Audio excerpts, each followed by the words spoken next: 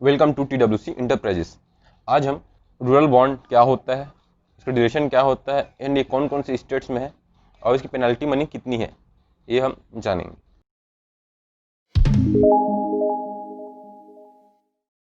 पहला है कि रूरल बॉन्ड क्या होता है।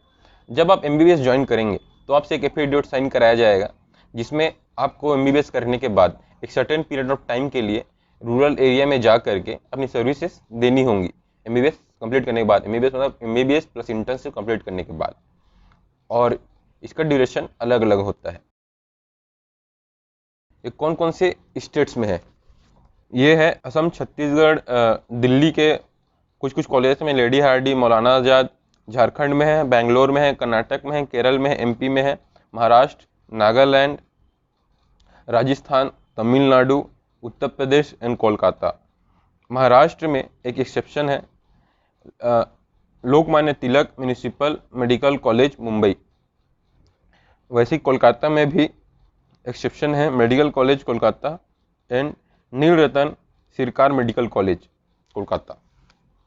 तो इनमें से कुछ कॉलेजेस में नहीं है बॉन्ड, मतलब इन राज्यों में, और बॉन्ड तो है। तो इसका ड्यूरेशन कितना होता है, सभी स्टेट्स में ड्यूरेशन अलग अलग होते हैं। ये ड्यूरेशन 1 to 3 ईयर तक वेरी करते हैं। छत्तीसगढ़ में ये 2 ईयर्स का है रूरल बॉन्ड, और सभी स्टेट्स में वैसे 1 to 3 ईयर है। महाराष्ट्र में ये किन्हीं कॉलेजेस में 1 ईयर है, किन्हीं कॉलेजेस में 2 ईयर्स है। राजस्थान में भी वही 1 ईयर 2 ईयर ऐसा है। फिर पेनाल्टी मनी कितना होता है, पेनाल्टी मनी 5 लाख से लेकर के 25 लाख तक वेरी करता है। छत्तीसगढ़ में ये पेनाल्टी मनी 25 लाख है। मतलब अगर आप इंटर्नशिप के बाद रूरल बॉन्ड छोड़ना चाहते हैं तो आपको 25 लाख देने पड़ेंगे, तो आप रूरल बॉन्ड छोड़ सकते हैं, ऐसा है। अब है, अगर आपका PG में सिलेक्शन हो गया, मतलब फर्स्ट अटेम्प्ट में PG में सिलेक्शन हो गया, तो आप कैसे करेंगे रूरल बॉन्ड को छोड़ने के लिए। तो सिंपल सा है, एक NOC फॉर्म होता है, उससे सभी से साइन करवाना होता है, आपका जो कॉलेज है वहाँ से। फिर जैसे ही आपका NOC साइन हो जाएगा तो आप अपना PG करने जा सकते हैं, और PG ओवर होने के बाद आप अपना रूरल बॉन्ड कंटिन्यू कर सकते हैं। तो रूरल सर्विस के प्रोज एंड कॉन्स जानते हैं। पहला प्रोज जान लेते हैं। विलेजर्स को डॉक्टर की सुविधा मिल जाती है, क्योंकि उन्हें दूर दूर जाना पड़ता है, तो उनके लोकेलिटी में डॉक्टर की उनको फैसिलिटी मिल जाती है। डॉक्टर का एक्सपीरियंस बढ़ता है, वो जब खुद मेडिकल ऑफिसर बन के जाता है तो उसको सिंगली हैंडल करना होता है हर चीज़ को, तो उसका एक्सपीरियंस और ज़्यादा बढ़ता है। Rural India and health management को जानने का मौका मिलता है कि गांव में हेल्थ फैसिलिटीज़ कैसी हैं, वहाँ कैसे लोगों को ट्रीट करना होता है, कैसे उनसे बात करनी होती है, ये। एंड विलेजर्स को जो है छोटे मोटे इलाज के लिए बार बार शहर नहीं जाना पड़ता, जैसे सर्दी खांसी जुकाम बुखार ये सब हो गया तो उन्हें बार बार शहर नहीं जाना पड़ता। इनसे उनका टाइम भी बचता है, उनको हेल्प भी हो जाता है। और PG प्रिपरेशन में भी अगर आपको ज़्यादा काम नहीं है तो PG प्रिपरेशन में भी टाइम मिल जाता है कि और आप अच्छे से PG प्रिपेयर कर सकें, PG के लिए प्रिपेयर कर सकें और आपका सिलेक्शन हो जाए। अब जानते हैं कौन सा। पहला है कि एक तरह का बॉन्ड है, तो बॉन्ड में किया गया कोई भी काम सही नहीं होता।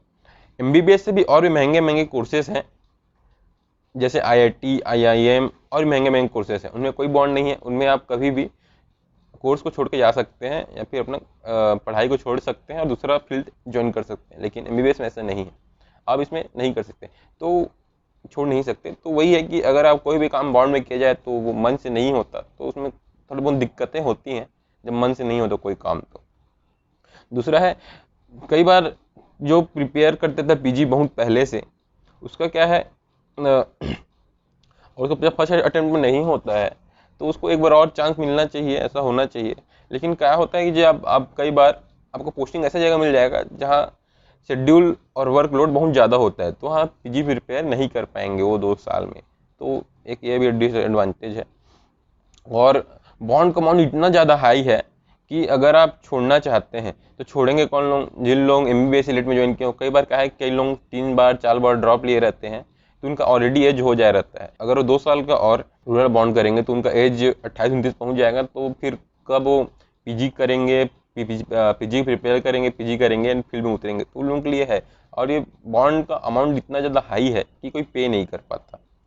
उसके बाद है डॉक्टर्स को इंटर्नशिप के तुरंत बाद भेज दिया जाता है। इससे ये भी होता है कि वो पूरी तरह से स्किल्ड नहीं होते हैं, क्योंकि इंटर्नशिप में उतना अच्छा नॉलेज मिलता है, बट वही है कि स्किल्ड प्रॉपरली नहीं हुए रहते हैं। एक पीजी करने के बाद जो स्किल आता है वो एमबीबीएस करने के बाद शायद ना आए, इसलिए थोड़ी सी स्किल भी कमी होती है। और उसके बाद है अभी के डेट में अगर आपका फर्स्ट अटेम्प्ट में सिलेक्शन हो जाता है तो एनओसी मिलना बहुत दिक्कत हो रहा है, बहुत टाइम लगता है। ऐसे कई बार ऐसा हो रहा है कि सीट छूट जा रहा है स्टूडेंट्स का, क्योंकि लेट लग रहा है और एक पर्टिकुलर एक टाइम होता है सीट अलॉटमेंट के लिए, और वहाँ जाके अपना को रिपोर्ट करने का। जब तक आपको एनओसी नहीं मिलेगा तब तक आप वहाँ जाके रिपोर्ट नहीं कर सकते। तो बस इतना ही है रूरल बॉन्ड। और हाँ, और आप अगर और भी किसी कॉलेज का रूरल बॉन्ड के बारे में जानना चाहते हैं तो हम आपको उसका लिंक डिस्क्रिप्शन में दे देंगे। आप वहाँ जाइए, आपको जो भी कॉलेज के बारे में जानना है उसका पूरा समरी वहाँ लिखा हुआ है ना, सर्च करिए और खोज लीजिए, ठीक है। आपको अगर और भी कोई हेल्प चाहिए होगा और कोई भी दिक्कत होगी तो let us know, comment section में कमेंट करें, इंस्टाग्राम में मैसेज करें। ओके, तब तक के लिए अपना ख्याल रखिए, पढ़ते रहिए और बढ़ते रहिए। Thank you.